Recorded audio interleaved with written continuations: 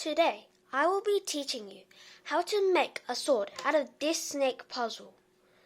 Because there are 24 triangles on this snake puzzle, you count 12 of them. 1, 2, 3, 4, 5, 6, 7, 8, 9, 10, 11, 12.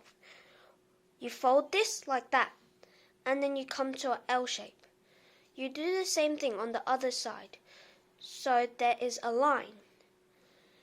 You fold it here, so you make a L, like when you turn it here.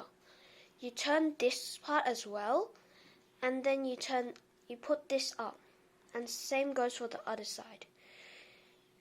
If you want to do this side first, you can skip this part and then go back. But then I'll show you this side first. You do this, and then you turn up, and then you got this 4.